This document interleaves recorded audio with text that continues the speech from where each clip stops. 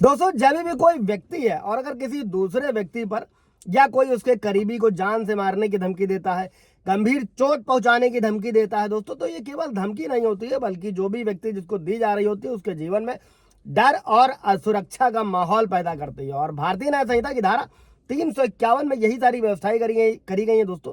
ये क्या है, ये कब लागू होती है, आप इसका कैसे इस्तेमाल कर सकते हैं दोस्तों। मान लीजिए किसी भी तरीके का मैट्रिमोनियल डिस्प्यूट चल रहा है, वैवाहिक मामला चल रहा है, ठीक है दोस्तों। तो इसमें क्या होता है, पत्नी पक्ष की ओर से ससुराल वालों को कई तरीके की धमकियां दी जाती हैं, उत्पीड़न भी किया जाता है, जग जाहिर है। अब अभी इस धारा का इस्तेमाल अब अपने केस में कैसे कर सकते हैं, फिर आप लोगों की ये क्वेरी रहती है कि पुलिस सुनती नहीं है, FIR नहीं लिखती है, मुकदमा कुछ होता नहीं है, खाली जाते हैं बता के चले आते हैं। तो दोस्तों इस वीडियो में आज सब कुछ क्लियर होने वाला है। जय हिंद, नमस्कार, मैं एडवोकेट आशीष मिश्रा। लाइक कर दीजिएगा, शेयर कर दीजिएगा, सब्सक्राइब कर दीजिएगा ताकि इन्फॉर्मेशन और लोगों को मिल सके। दोस्तों इस पूरी धारा को अभी हम लोग समझते हैं दोस्तों, और इसमें जमानत भी कैसे मिलेगी, कैसे क्या प्रावधान है दोस्तों। जैसा कि धमकी देने में इससे पहले जो धारा इस्तेमाल होती थी वो IPC की धारा 503, 506 और 507 के तहत कार्रवाई करी जाती थी। और तब ऐसे मामलों को अभी BNS की धारा 351 और उसके जो सबसेक्शन बनाए गए हैं उनके अंदर बताया गया है दोस्तों। आपराधिक धमकी क्रिमिनल इंटिमिडेशन से संबंधित है दोस्तों। अब अभी साधारण भाषा में अगर समझे दोस्तों, तो किसी व्यक्ति द्वारा आपको डराने या धमकी देने के लिए, या धमकी देने या फिर कोई ऐसा काम करने के लिए मजबूर करना जो आप नहीं करना चाहते हैं, धमकी देकर कुछ ऐसा काम करना या काम करने से रोकना जिसे आपको करने का अधिकार है दोस्तों, तो ये सब कुछ आपराधिक धमकी है। किसी को शारीरिक नुकसान यानी कि फिजिकल डैमेज पहुंचाने के लिए धमकी भरे इशारे करना, किसी के पास धमकी भरे अंदाज में जाना, या फिर कोई ऐसे काम जिससे सामने वाले को डर लगे या मारपीट होने का डर लगे, किसी भी तरीके का हथियार उठाना, या फिर कुछ जो है लड़ाई होने वाली है ऐसा माहौल क्रिएट करना और ऐसा अपराध करना, फियर पैदा करना दोस्तों, डर पैदा करना,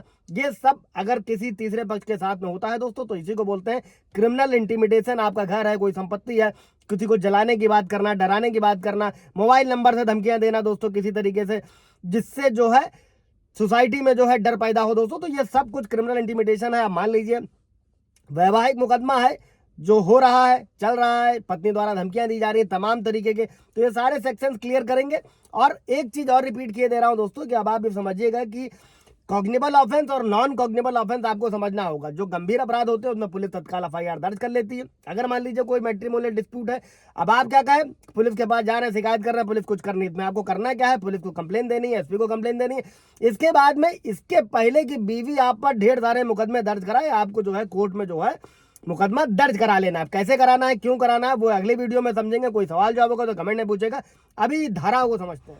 अभी दोस्तों BNS में 351 में इसमें 4 सेक्शन बनाए गए हैं, 1, 2, 3, 4 दोस्तों। अब इसमें क्या करना है, जो सबसे पहले जो सबसेक्शन 2 है 351 का आपराधिक धमकी क्रिमिनल इंटिमिडेशन में, वो क्या कहता है कि इसके तहत कोई भी किसी व्यक्ति के अगर सम्मान को नुकसान पहुंचाने या कोई ऐसा कार्य करने का दोषी पाया जाता है, गिल्टी पाया जाता है, तो उस व्यक्ति के खिलाफ 351 के सबसेक्शन 2 के तहत 2 साल की जेल और जुर्माने से दंडित किया जा सकता है। अब ये क्या है, ये नॉन कॉग्निबल ऑफेंस है दोस्तों। इसमें पुलिस सिर्फ NCR दर्ज करती है, तो इसमें जो मैंने प्रक्रिया आपको बताई उसके तहत जाना है। अब 351 का जो सबसेक्शन 3 है वो क्या कहता है दोस्तों, जो कोई व्यक्ति किसी अन्य व्यक्ति को, उसके परिवार के किसी सदस्य यानी कि मेंबर को गंभीर चोट पहुंचाने या किसी संपत्ति को नुकसान पहुंचाने का अगर दोषी पाया जाता है, तो 7 साल की कैद और जुर्माने से दंडित किया जाएगा दोस्तों, जो मैट्रिमोनियल डिस्प्यूट में होता है।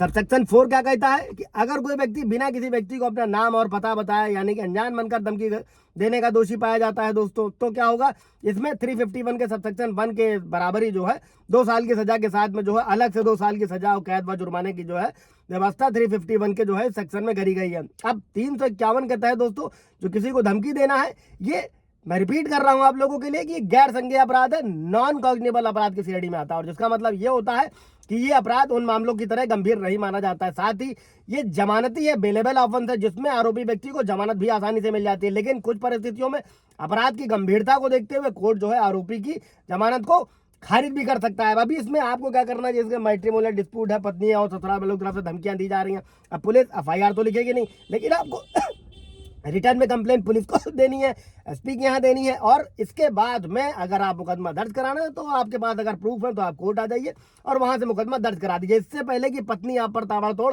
मुकदमे दर्ज कराए। ये सिक्योरिटी के पर्पज से है दोस्तों। फिलहाल तो सुलहनामे से जितना समझौते से चीजों को खत्म किया जा सकता है, जीवन में आगे बढ़ा जा सके वो बेटर है, क्योंकि कोर्ट कचहरी के जब चक्कर लगने शुरू होते हैं दोस्तों तो वो बहुत बड़ा प्रोसीजर है। लेकिन अब जहां पे पीड़ित ही हो रहा है, यानी कि पुरुष ही पीड़ित हो रहा है, वहां पर ये कर रहा है आपके पक्ष में आएगा, क्योंकि जब आप भी दबाव बनाएंगे, आप भी मुकदमे दर्ज कराएंगे, तो क्या होगा कि पत्नी पक्ष भी समझौता करने के लिए मजबूर होगा दोस्तों। जैसे 498A में क्या है, इसमें अगर मुकदमा दर्ज करा दिया है दोस्तों अगर पत्नी ने, तब भी ये समझौते से खत्म नहीं होता, हाईकोर्ट ही आना पड़ता है, क्वैश कराना पड़ता है, वो तमाम चीजें हैं। कोई सवाल जवाब होगा तो कमेंट में पूछिएगा, क्लियर किया जाएगा दोस्तों। Thank you.